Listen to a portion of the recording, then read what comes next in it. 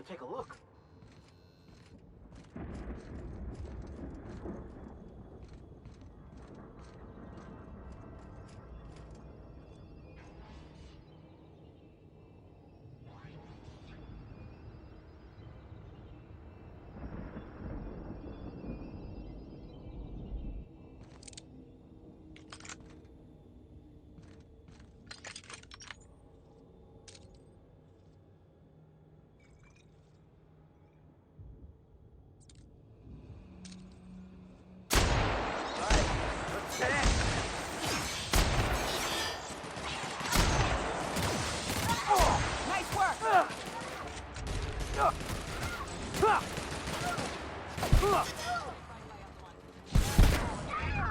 The board will never hold Groundbreaker. Not while I breathe.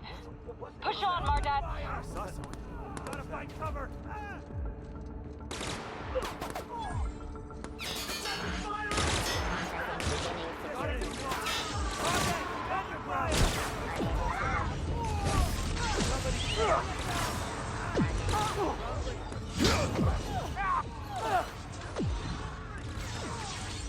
Incoming! Oh, that's the last of him. Taste the freedom, asshole. Somebody toss me some garbage out the airlock.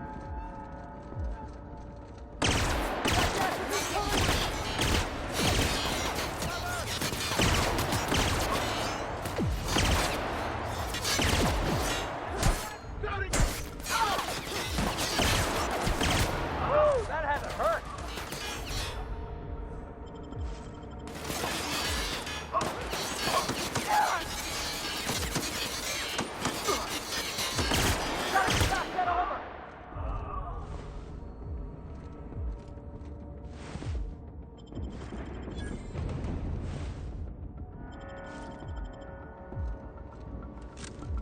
Saw something. I'm gonna take a look. Looks like we're doing this.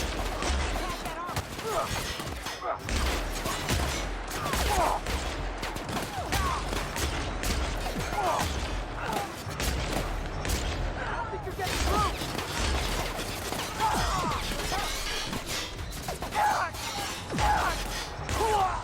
Right, Captain!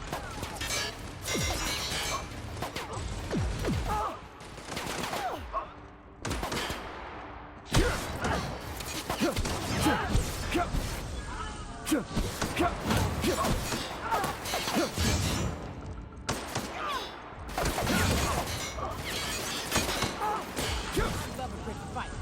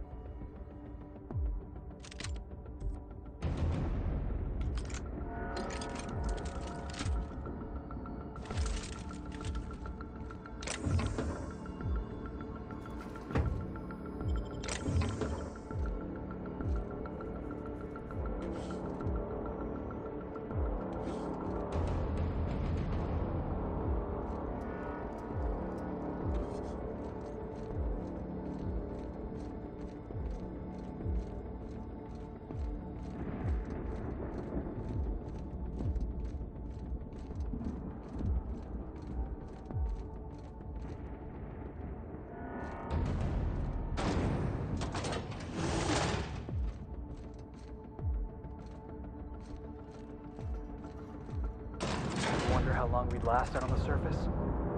I've gotta admit, I'm not too keen on walking into a prison. If they lock me up, I'm liable to kill everyone trying to get back out.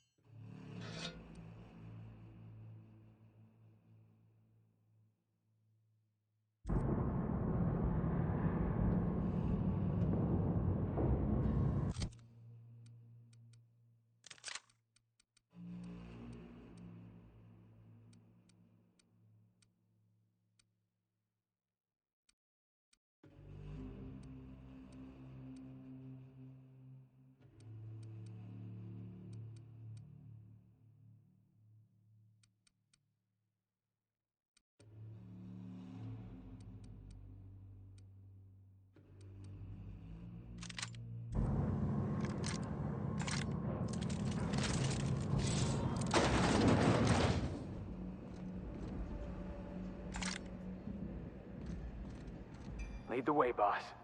I got your back.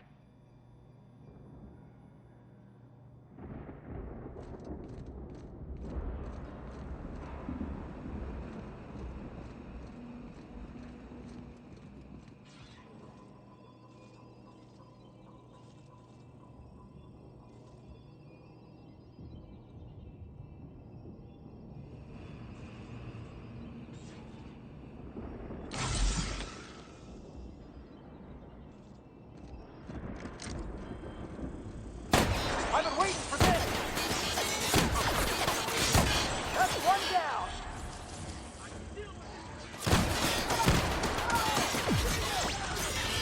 No good, boss! Try another weapon! What?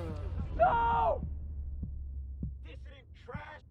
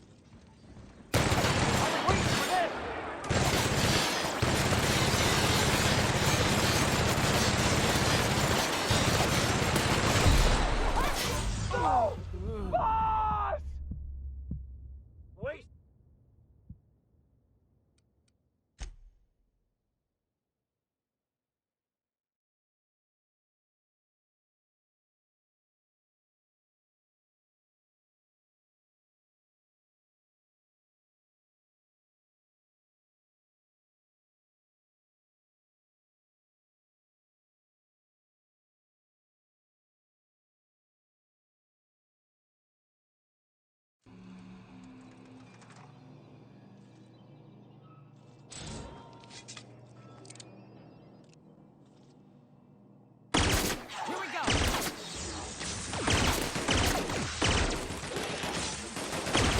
That's one down! We're alive.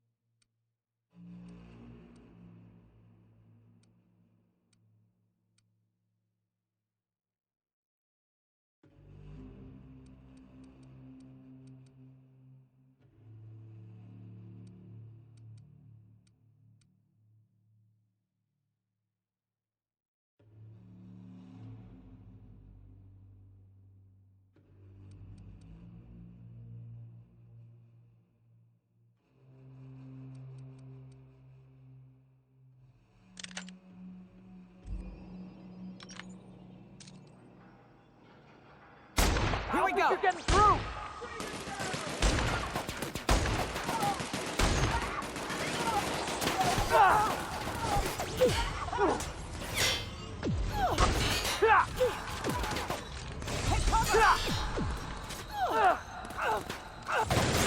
Working, boss! You can hurt!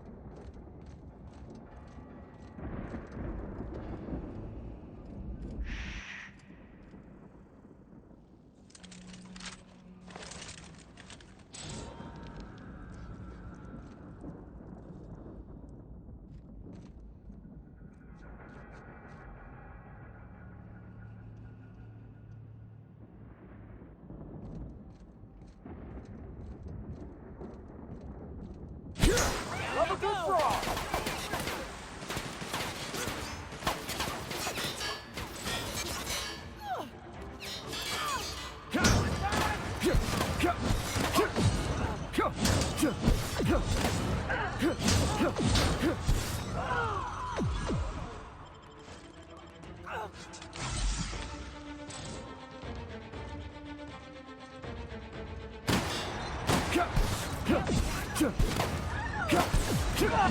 Heads up, boss!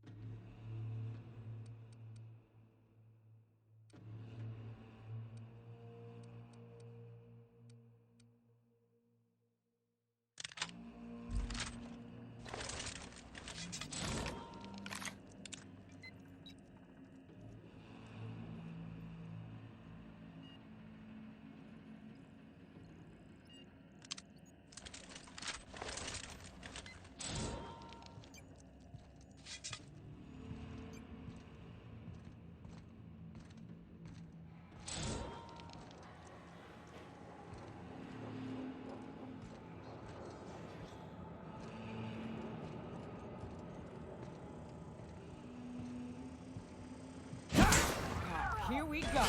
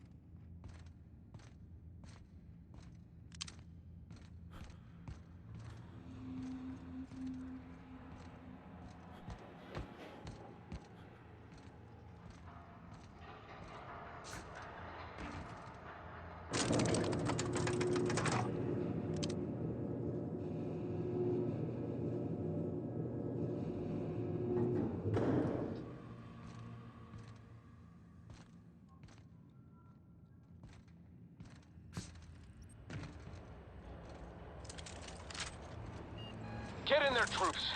For Monarch. For Halcyon. What was that? Here they come.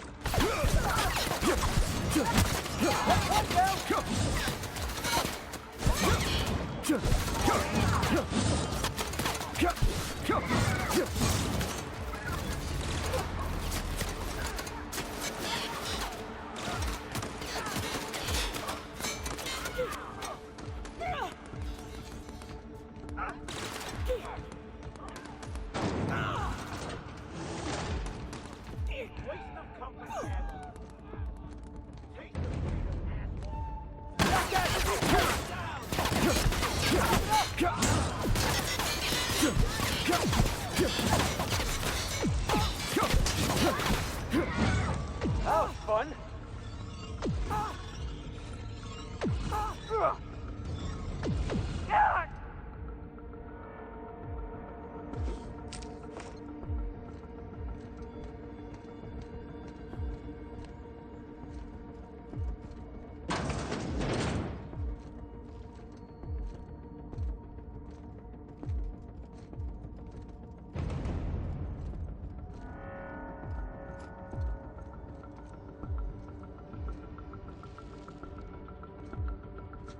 What was that? Incoming!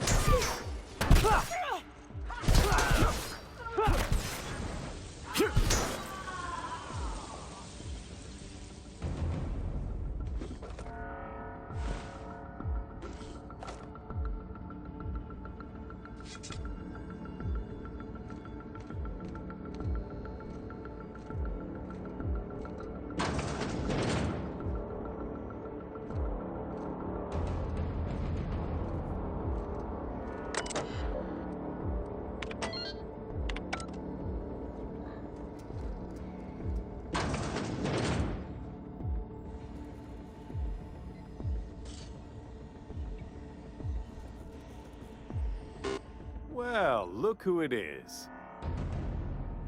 I'll be damned. I was prepping the studio for our announcement, and here you are as a bonus.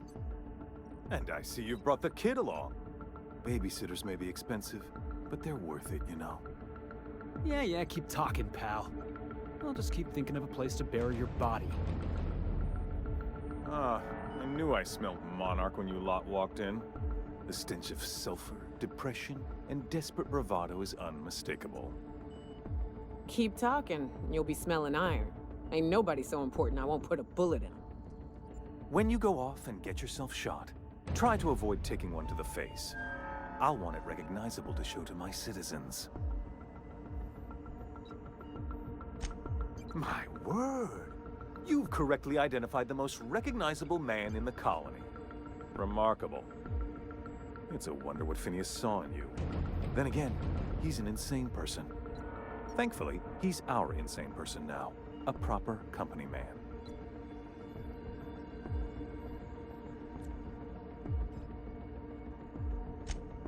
Yes, he is an extraordinarily obstinate fellow, isn't he?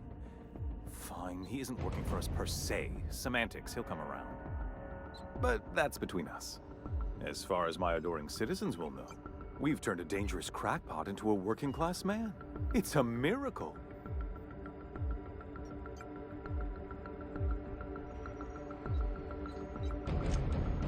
Oh yes, go on, wake them up, add more mouths to feed. That'll solve our starvation problems. I don't know what half-baked plans that simpleton in a lab coat has been leading you through, but it's done. It's over. Let me ask you something, Captain. Have you at any point thought about not fucking up our entire society? Are you kidding me? We're out here trying to clean up your mess. I'm making actual progress towards stabilization and recovery. You're just getting in the way.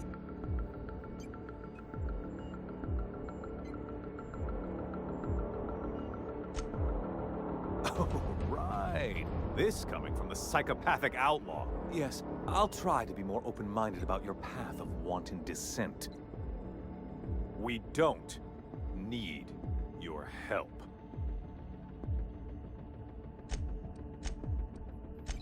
We'll have to agree to disagree on that one, Captain. Now, if you don't mind, I have to finish prepping this script.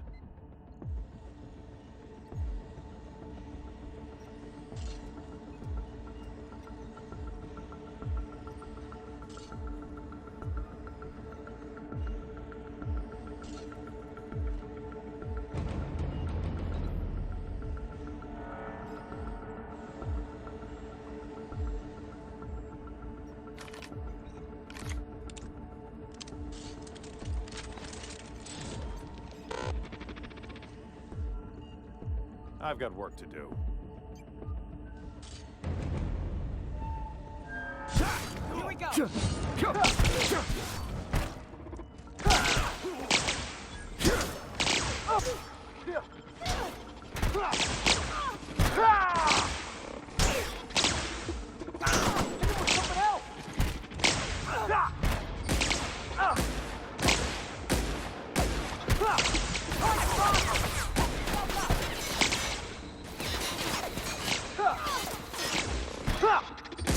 I don't think you're getting through!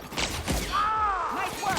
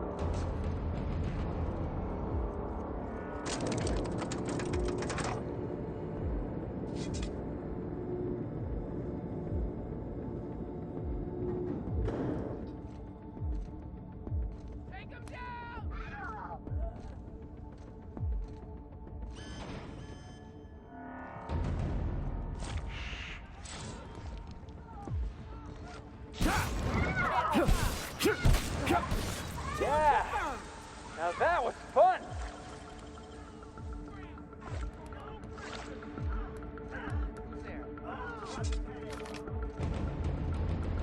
Like your path's at an end.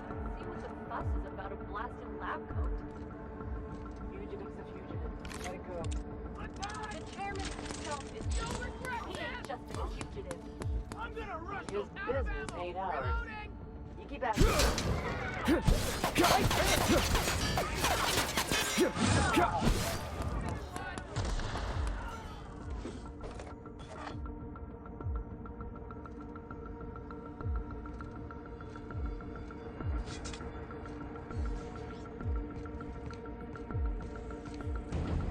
Vault.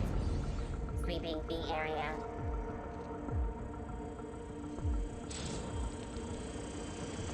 Heads up! Open fire! Take him down! You,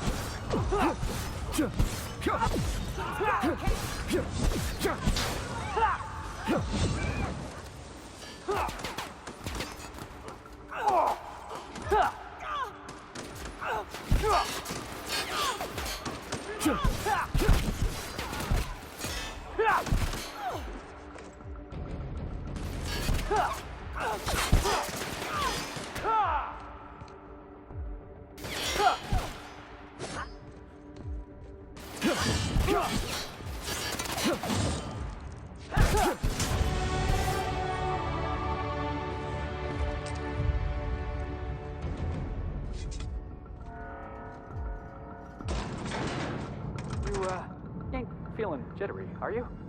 'Cause I'm not. Take a breath now, folks. Once we're up there, I suspect we ain't gonna have time to stop shooting.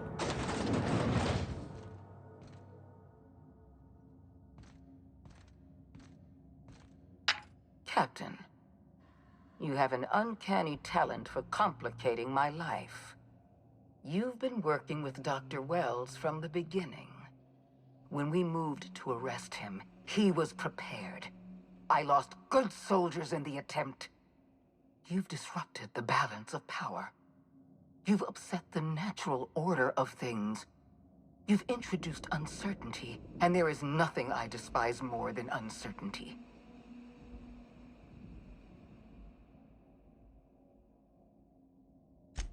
I'm afraid I can't do that. For all your talents, you are the enemy of Halcyon, and therefore you are my enemy.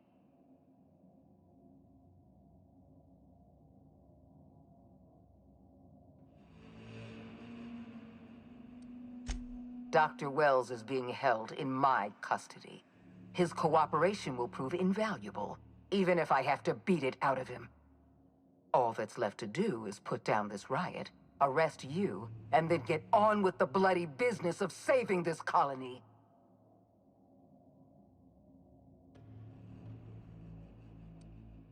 I'm aware of your propensity for violence.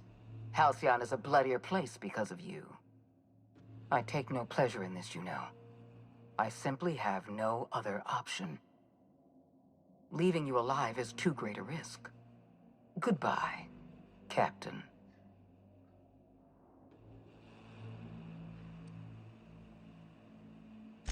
I had a feeling you'd say that. This prison is equipped with an automechanical warden. I've had it programmed to eliminate you on sight and rinse your remains down a drain.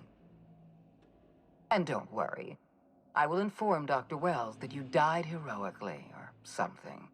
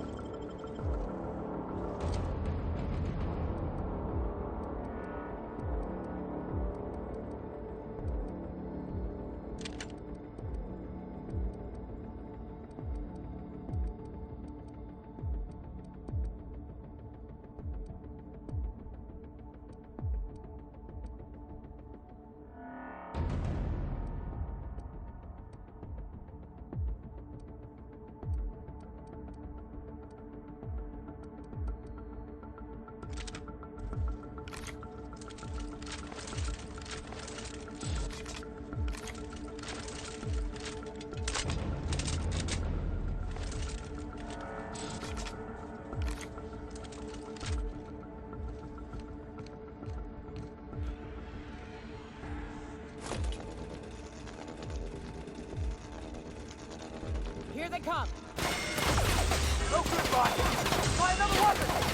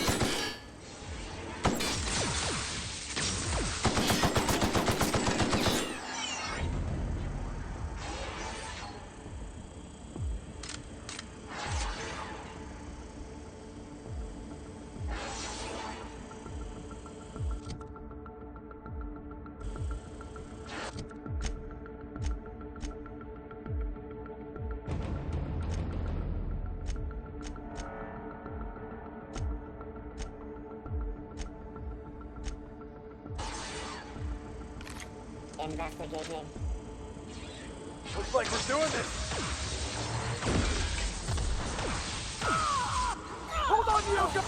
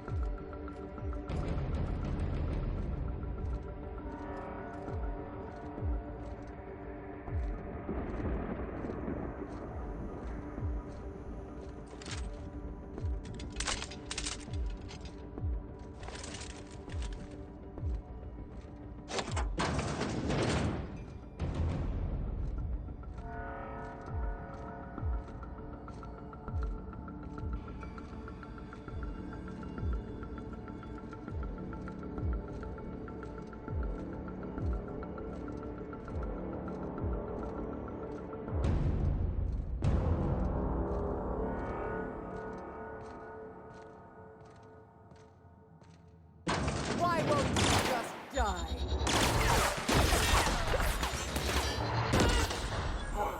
That's the last of him!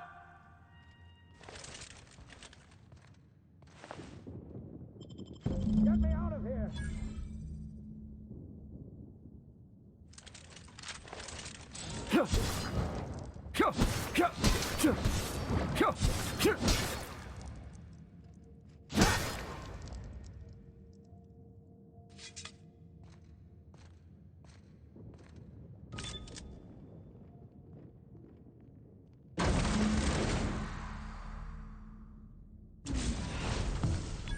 You don't know how glad I am to see you.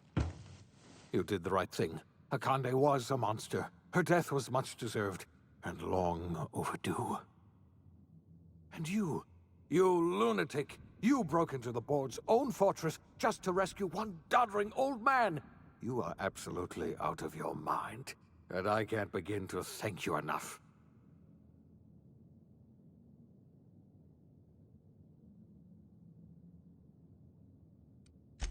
Ah, all in a day's work for you, huh? You've broken the board's stranglehold on this colony, and you saved my life. But there's still so much we have yet to accomplish. You and I are going to have to work harder than ever to save Halcyon. I'm afraid the situation is far worse than any of us ever anticipated.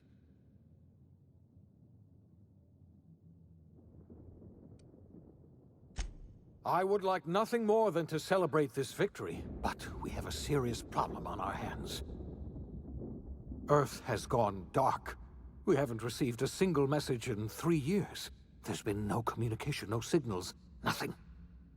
2 years ago, the Earth's Directorate's frigate disappeared on their way back to Earth. We don't know what they discovered when they arrived, or if they arrived at all. Hold on, Doc. Are you telling me the Earth went dark 3 years ago? And the board's just been covering this up? They've been incredibly effective at concealing the truth. Right now, the only people in the colony who know are standing in this room. So we've got to make do on our own. Seems to me that'll make us stronger in the end anyhow. You're quite right. We've got no choice but to make do on our own. We're in serious trouble, my friend. Do you know what this means for Halcyon? We can't rely on Earth for support anymore. We've been cut loose. We're entirely on our own.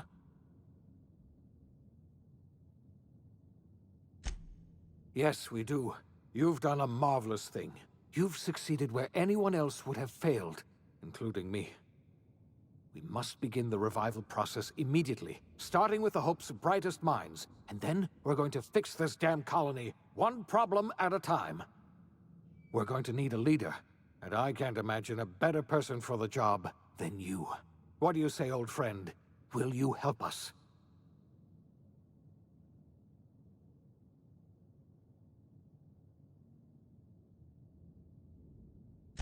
You won't hear a word of disagreement from me. When I revived you, I thought we were going to save this colony all by ourselves. But I was wrong. We can't save Halcyon on our own. We're all going to have to pull together, somehow. We are not a colony anymore. Our last connection to Earth has been severed. I don't know if we'll survive, but we're going to have to try our best.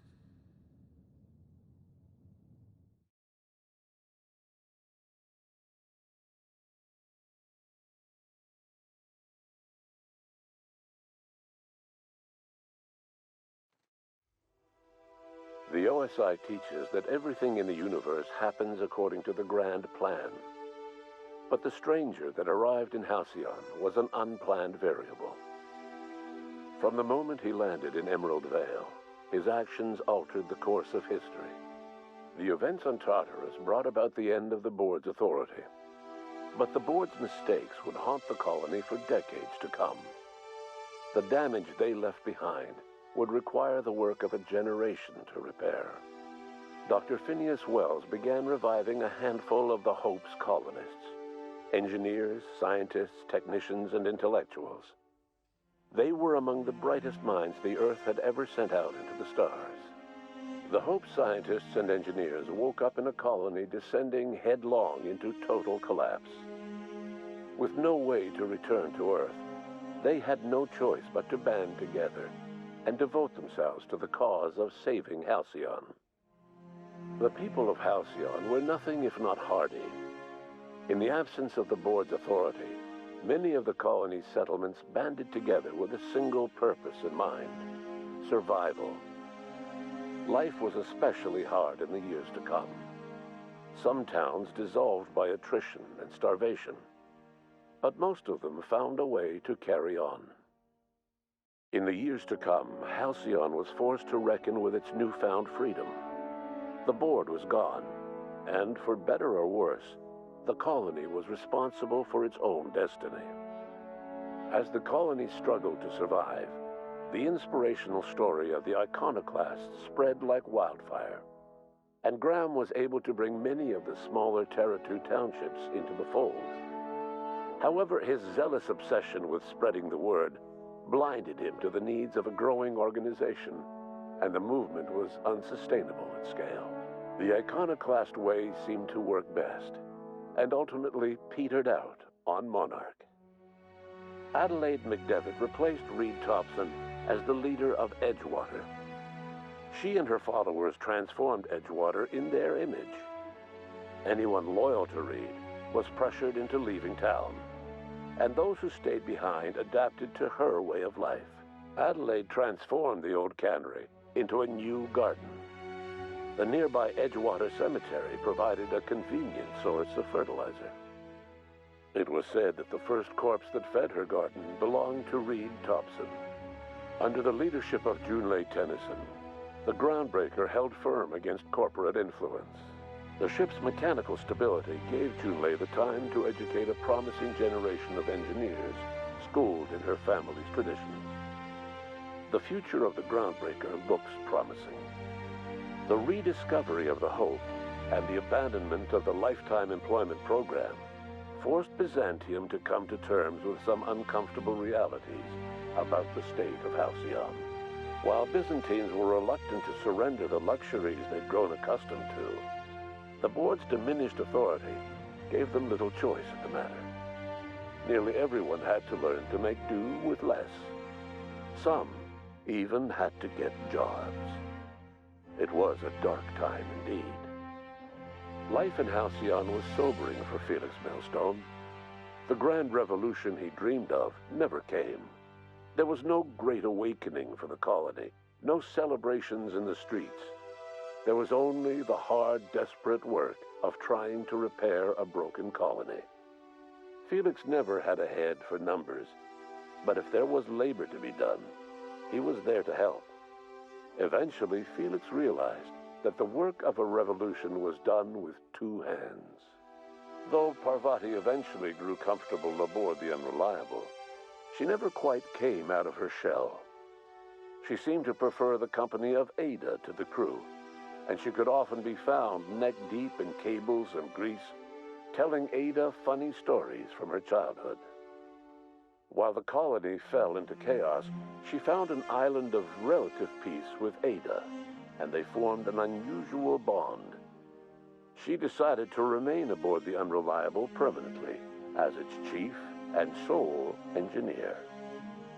As hard as she tried to drink them away, Nyoka's memories eventually overcame her.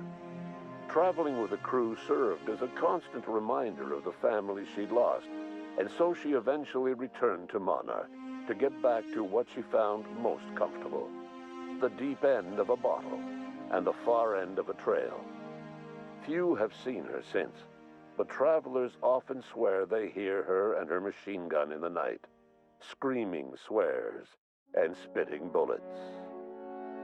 Before his untimely death, Captain Alex Hawthorne had plans to restore and modify, for combat purposes, a sanitation and maintenance automechanical that he'd found in a state of disrepair in Emerald Vale's scrapyard. That unit remains broken down and forgotten in the Unreliable supply closet to this day. Minister Clark was released from house arrest, and his contact with you gave him a sense of renewed purpose and vigor. Once it became clear that no help would be coming from Earth, he threw his considerable efforts and talents into helping Halcyon manage the crisis before it. As for Dr. Phineas Wells, he spent his remaining years in his orbital lab. Though he was always haunted by the failures of his past, he was determined to make things right by building toward the future. Dr. Wells was able to revive many more scientists and engineers than he first expected, thanks to the additional batch of chemicals you stole from the Ministry. Wells never forgot about the human lives that were lost in acquiring these chemicals. The revival project was hard and painful work, but in the end, despite limited resources, over half the Hope's colonists were successfully revived. Even after Wells passed away, the Hope scientists and engineers worked night and day to pull Halcyon from the brink of collapse. Their efforts continue to this day, which may be reason enough for optimism. Dr. Wells laid the groundwork for the project to save the colony, but he would never live to see the fruits of his labor. He passed away a few years later. His work was carried on by the scientists and engineers he revived. Life will never be the same in Halcyon. It is widely agreed that the colony has a chance of stabilizing within a generation, owing to the hard work and determination of the surviving colonists. Recovery is a distant goal, and the path is long and uncertain. But the people of Halcyon carry on, determined as ever. And what about you, the unplanned variable in the history of Halcyon? You brought an end to the chaos on Tartarus, and proved yourself the most capable leader left in the colony. You administered the colony in your own image. With the old power of the board destroyed, a new government of Halcyon rose with you at its center.